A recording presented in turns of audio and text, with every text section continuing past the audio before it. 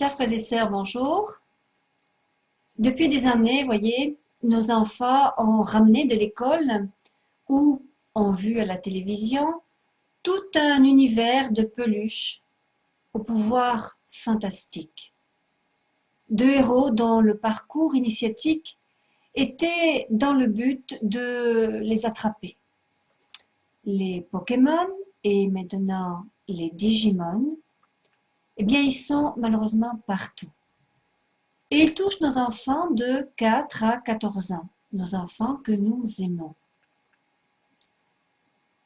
Le nom Pokémon veut dire monstre de poche en anglais, Pocket Monster. Pokémon amuse les jeunes japonais depuis 1995. Pokémon est arrivé aux États-Unis, il a captivé les cerveaux des enfants d'âge élémentaire dans tout le pays. Pokémon est partout, dans les jeux de vidéo Nintendo, l'animation à la télévision, long métrage, livres de bandes dessinées, jouets, vêtements, vidéos VHS, DVD. Et il y a même la collection qui est très populaire de jeux de cartes.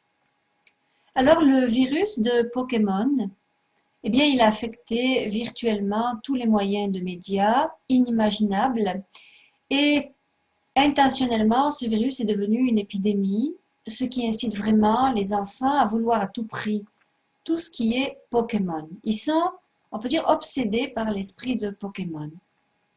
Mais bonne nouvelle, Jésus vient les délivrer.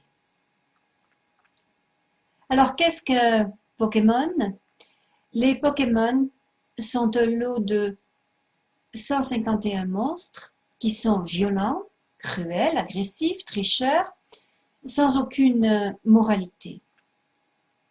Chacun ayant ses propres capacités de combat spécial, certains se développent ou se transforment en des créatures bien plus puissantes. Ils représentent une source d'imagination et de pseudo-pouvoir, pris très au sérieux d'ailleurs par nos jeunes. Alors, qui donne ces pouvoirs? Eh bien sûr, ce n'est pas Dieu. C'est Satan qui propose aux jeunes de devenir un jour le maître des Pokémon, afin de posséder une puissance surnaturelle, afin de frauder pour réussir et de tuer pour gagner.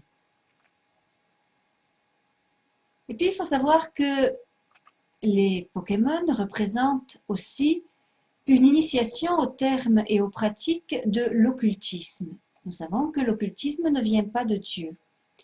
Des cartes d'énergie ou de pouvoir faisant paraître l'enfant invulnérable, des formes rituelles cachées que les enfants prononcent sans en connaître le sens exact, simplement par jeu. Des signes et logos de magie noire tels que les mains à monogramme du diable, des étoiles inversées, des pyramides, tridents et autres symboles ésotériques, etc. Jusqu'à d'ailleurs la numérologie sacrée, puisque le 151e Pokémon s'appelle Mew, M-E-W, et correspond au si célèbre 666, qui est le chiffre de la bête, chiffre donc cité dans l'Apocalypse. La bête, c'est Satan, le démon, le diable, Lucifer, on l'appelle comme on veut. Alors aujourd'hui, je voudrais m'adresser un peu aux jeunes. Et chers jeunes, je voudrais te dire que si un jour tu as utilisé Pokémon, alors bien sûr, tu ne vas pas t'inquiéter parce que tu as un sauveur qui s'appelle Jésus. Tu vas pouvoir rencontrer un prêtre dans l'église catholique, si tu as été baptisé, et tu vas lui dire bien sûr que tu ne savais pas que Pokémon était néfaste pour ton âme. Et le prêtre, eh bien, que va-t-il faire? Il va te donner le pardon de Dieu, ce qu'on appelle l'absolution, et Jésus va venir faire des merveilles dans ta vie, des merveilles de libération, des merveilles de joie, des merveilles de paix. Alors fais-lui confiance, fais confiance en Jésus, car il t'aime à la folie. Tu sais, Jésus te bénit 1000 fois.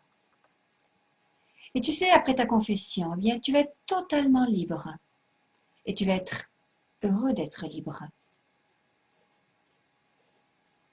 Tu sais, Dieu t'a donné une âme qu'il a déposée lui-même dans ton embryon quand tu étais en formation. Et cette âme, tu vois, Dieu te l'a donnée pour aimer, pour adorer Jésus. Jésus qui est ton Dieu, qui t'aime. Jésus n'est qu'amour et miséricorde dès qu'on se tourne vers lui. Et comme Jésus t'aime, eh bien, il te veut totalement libre. Alors, ce que je te propose, c'est de faire un petit peu comme moi. Le jour où je suis tombée sur les cartes de Pokémon, ces cartes appartenaient à mon neveu et je suis sa marraine, tu vois, sa marraine de baptême. Alors, entre parenthèses, si tu n'es pas baptisé, eh bien, c'est peut-être le moment d'aller rencontrer le prêtre dans l'église catholique pour demander le baptême. Donc, je te propose de faire comme moi, c'est-à-dire de déchirer puis de jeter toutes les cartes de Pokémon. Moi, mon intention était bien sûr de toutes les jeter à la poubelle de manière à ce que mon neveu ne puisse plus être affecté par les pouvoirs de ces cartes, tu vois. Un jour, je l'ai amené à la confession. Et depuis, il va beaucoup mieux. Alors, je te propose de faire la même chose. Jésus, lui, tu sais, il est simplement caché derrière le prêtre et il t'attend avec tout son amour de papa pour prendre toutes tes erreurs de voix, peut-être, tu vois, sur lui. Il veut te laver, vraiment, profondément, libérer ton âme et la rendre toute belle, comme au moment de ton baptême, sans péché. Alors, je vais faire cette petite prière à Jésus.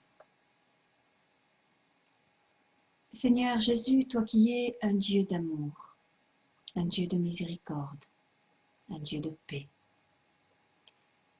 toi qui aimes à la folie tous ces enfants qui sont les tiens, viens à ce moment toucher leur cœur, toucher leur âme, et viens avec ton pouvoir de guérison les délivrer de tout ce qui n'est pas de toi, Seigneur Jésus. Tu es l'amour et la miséricorde même, alors viens maintenant et touche leur cœur.